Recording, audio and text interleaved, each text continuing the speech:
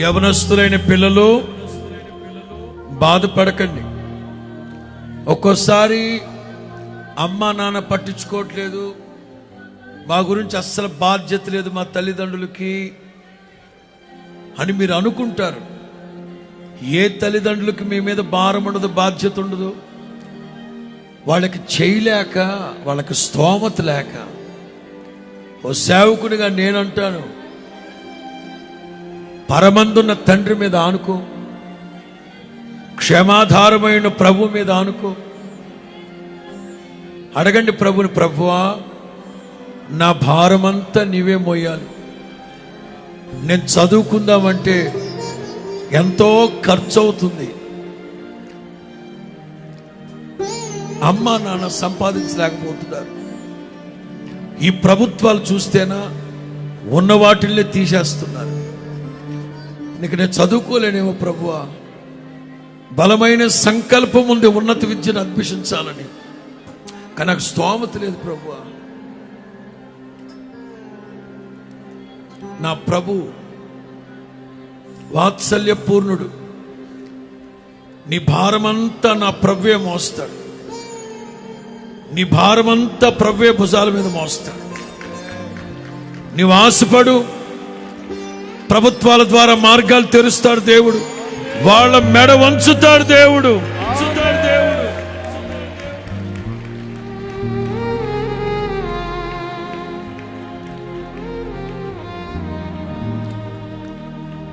గత సంవత్సరంలో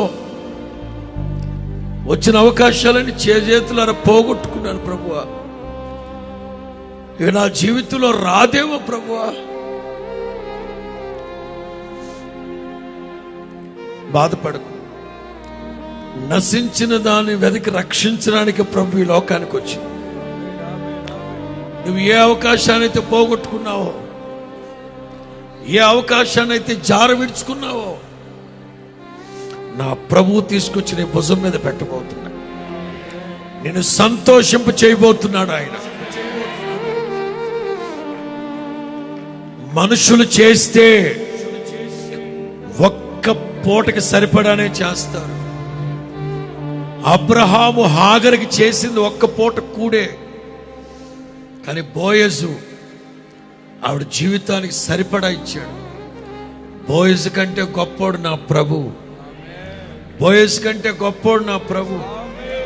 ఏ అర్ధరాత్రి అయినా అపరాత్రి అయినా 100 మందికి పెట్టగలిగే వైభవంతో నీ కుటుంబాన్ని, ఇంటిని ఆశీర్వదిస్తాడు.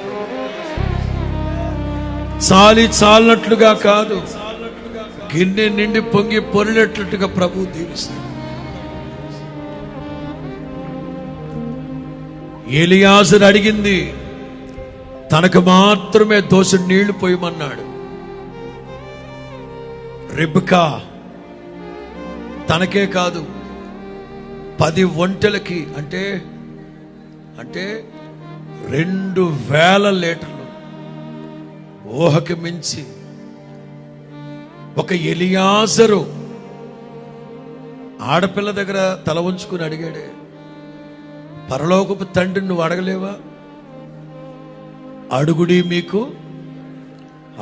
మీకు ఎందుకు సందేహపడుతున్నారు? అడగండి ఏం కావాలో.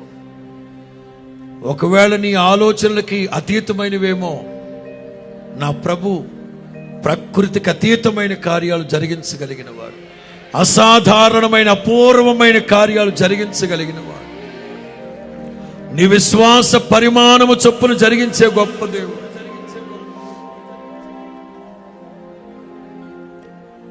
పరిశుద్ధంగా బ్రతకలేకపోతున్నాను ప్రభువా, అందుకే ఆయన భారం బాధ్యత వహిస్తున్నాడు. నేనే నిన్ను పరిశుద్ధపరచు యెహోవా. ఎందుకు పరిశుద్ధంగా జీవించలేకపోతున్నావు? నీ భుజాల మీద నిబంధన మందసం ఉంటే నీ కాళ్ళు తడబడవు. యోర్దాను అలలు నీ కాళ్ళని తాకినా నీ కాళ్ళు తడబడవు. నీ భుజాల మీద నిబంధన, దేవునితో చేసుకున్న నిబంధన ఉండాలి.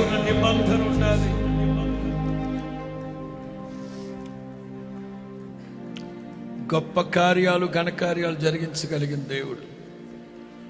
ఏదైతే మీరు ప్రార్థన చేసుకున్నారో యేసు నామములో అది మీకు కలుగును గాక.